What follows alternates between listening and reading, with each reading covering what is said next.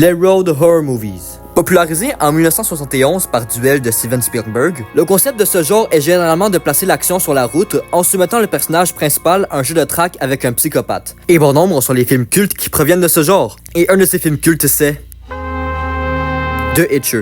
Sorti en 1986 et réalisé par Robert Altman, The Hitcher est un film qui, à sa sortie, a floppé d'une manière assez violente. En effet, pour un budget de 7 millions, le film va seulement remporter 5 millions de dollars au box-office, faisant donc qu'il ne fit aucun profit. Et pour en rajouter, les critiques furent assez froides envers le long métrage, la plupart lui reprochant son ambiance cruelle et brutale qui ne semblait pas faire de sens. Notamment Siskel et Ebert, deux critiques de cinéma très importantes à l'époque, qui lui donnèrent une note de 0. Heureusement, The Hitcher a bénéficié d'une réévaluation de la part du public et est maintenant considéré comme un excellent thriller psychologique. Mais voilà, il y a quelque chose qui me tracasse dans cette histoire. Parce que j'ai l'impression que pour un film culte des années 80, on n'en parle pas beaucoup de The Hitcher. Mais alors vraiment pas beaucoup.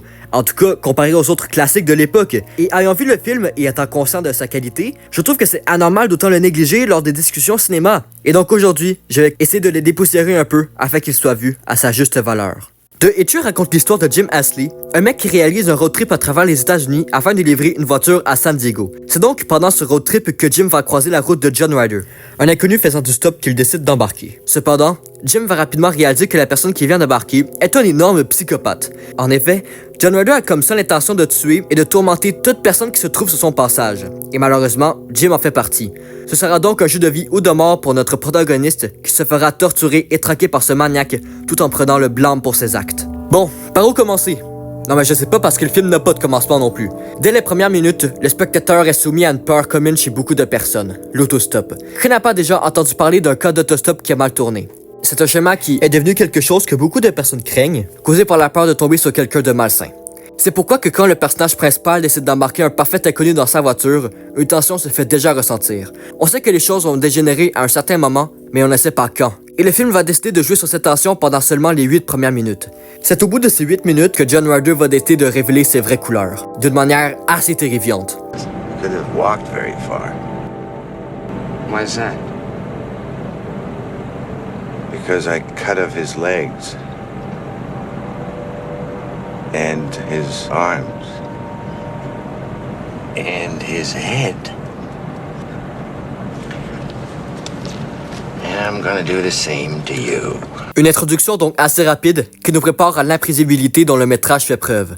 Parce que ouais, même si l'histoire peut paraître déjà vue au premier abord, The Hitcher va faire en sorte que le spectateur soit constamment surpris. On n'est jamais vraiment préparé aux diverses péripéties auxquelles le personnage fait face, ce qui fait en sorte qu'on est constamment sur le bord de notre siège, notamment avec toujours ce sentiment de tension qui hante le métrage, même quand il n'y a rien qui se passe à l'écran. Parce que même s'il n'est pas toujours là, la présence de John Ryder se fait toujours ressentir. Au lieu d'interagir directement avec le personnage, John Ryder va plutôt décider de jouer avec sa santé mentale, en faisant en sorte que Jim soit accusé de toutes les atrocités que lui a commises. Ça fait donc que non seulement notre personnage principal doit tenir debout face à ce maniaque qu'est John Ryder, mais qu'il doit aussi esquiver la police tout en préservant son innocence. Les merdes s'enchaînent à un rythme incessant, chacune étant pire et plus imprévisible que la dernière. Le spectateur est donc dans une immersion totale, essayant toujours de prédire comment les choses vont tourner. Tous ces éléments font donc que le film contient un niveau de peur et de stress assez spectaculaire, ponctué de scènes qui font juste preuve d'une maîtrise absolue de l'attention, maîtrise qui nous est apportée par le réalisateur Robert Altman, qui ici n'hésite pas à nous balancer des idées de mise en scène extrêmement stylées, que ce soit avec des mouvements de caméra fluides et brillants, qu'avec des images symboliques et riches en photographie sublime, il arrive à sonner l'ambiance appropriée pour chaque scène, et ce, même si elles n'ont pas tous la même. Parce que ouais, The Hitcher est un film qui est assez difficile à placer dans une catégorie précise. Il contient en même temps des scènes d'action, de suspense et même parfois d'horreur. Ce qui fait qu'arriver à une réalisation satisfaisante dans tous ces genres, ça aurait pu très facilement mal tourner. Mais Robert Altman a parfaitement fait son travail. Les scènes d'action sont dynamiques et divertissantes, et les scènes de suspense sont riches en suspense, donnant donc au métrage la capacité de divertir de toutes les manières possibles, passant de l'excitement à la peur sans aucun problème. Et en parlant de peur, John Ryder en est la définition parfaite. C'est clairement un des personnages de fiction les plus terrifiants qui m'ait été donné de voir. Tellement que même si à première vue, il ressemble à un simple humain, il y a des moments où on se demande clairement le contraire. Rien, absolument rien n'est sûr à propos de lui. Il n'a pas de passé, et surtout, aucune cause de motivation pour ce qu'il fait. C'est l'exemple parfait d'un pur psychopathe qui s'en prend n'importe qui pour aucune raison et sans aucun remords. Il sait que ce qu'il fait est horrible, il sait qu'il va finir par se faire prendre par la police, et pourtant il s'en fout. They'll catch you. Yeah. Sure. So what? Il est tellement dénué de toute émotion que rien ne peut le déranger dans sa quête. faisant donc qu'il est complètement inarrêtable. Et tous ces éléments sont interprétés par Rutger Hauer, qui ici nous donne une performance d'anthologie. Il est parfait. Simplement parfait dans son jeu. Personne n'aurait pu faire mieux, et surtout, personne ne va faire mieux. Sa maîtrise des expressions faciales et de la façon dont il livre ses dialogues est faite avec tellement de précision que ça en devient hallucinant. Il interprète extrêmement bien la personnalité calme du personnage, tout en faisant ressortir subtilement son côté maniaque et excité par les événements. Son jeu dégage simplement une aura intimidante et oppressante, qui fait qu'à chaque fois qu'un personnage est dans la même pièce que lui, on ne peut s'empêcher de stresser tellement on a l'impression que les choses vont dégénérer à tout moment. La façon dont il se comporte nous fait toujours croire que peu importe ce qui va se passer, il gardera toujours un coup d'avance et tout était déjà prévu dans sa tête. Le meilleur exemple de tout ça étant bien sûr la scène dans le diner où tous les éléments que je viens de mentionner ressortent plus que jamais. The gun is empty. Yeah?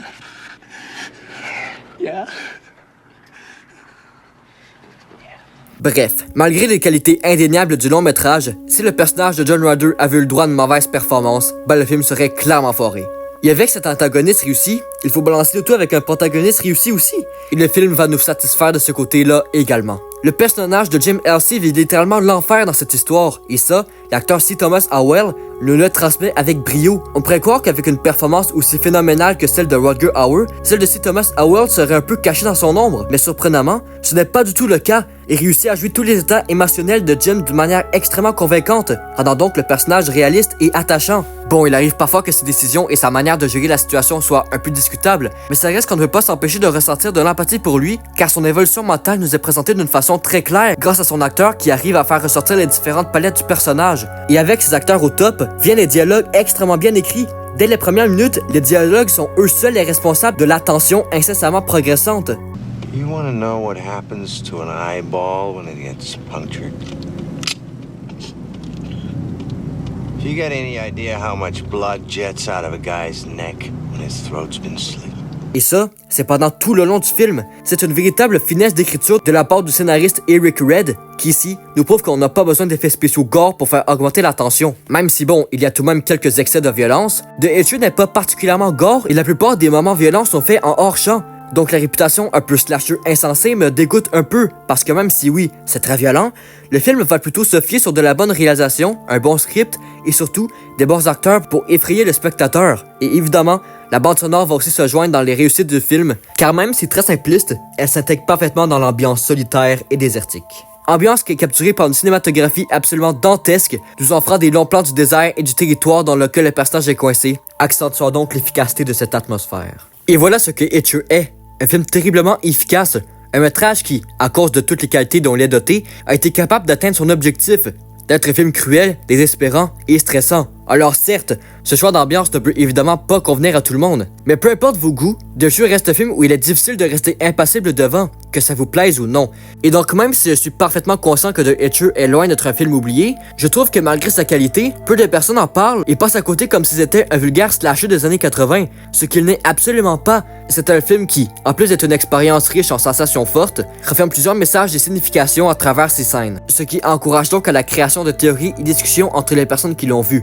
Et ça, je trouve que c'est la preuve que The Hitcher est loin d'être un simple slasher. Et comme tout bon film culte, The Hitcher a eu droit à une suite sortie en 2002 et mettant de nouveau en scène l'acteur C. Thomas Howell. Le tout réalisé par Lou Morneau, réalisateur responsable de véritables classiques tels que Bats et Carnosaur 2. Mais malgré ce CV prometteur, je suis désolé de vous apprendre que le film n'est vraiment pas génial et qu'il est même plutôt mauvais. Il a d'ailleurs l'honneur d'avoir réussi à mettre en scène une des personnages les plus connes que j'ai vu dans un film, mais ça reste que c'est vraiment rien d'horrible et qu'il est même plutôt regardable. Quant à son remake produit par Michael Bay, je suis aussi désolé de vous annoncer que c'est une bonne grosse perte de temps parce qu'à part pour le fait d'être plus sanglant et de nous offrir un Sean Bean plutôt bon dans le personnage de John Ryder, il se contente de simplement suivre l'histoire de l'original quasi à la lettre avec évidemment moins d'impact, donc c'est pas très bon non plus. Mais cela ne tâche en aucun cas le chef-d'œuvre qu'est le premier film, et ça ne risque pas de changer. C'est donc sur ça que je vous laisse, j'ai pas mal rien d'autre à dire, donc je vous dis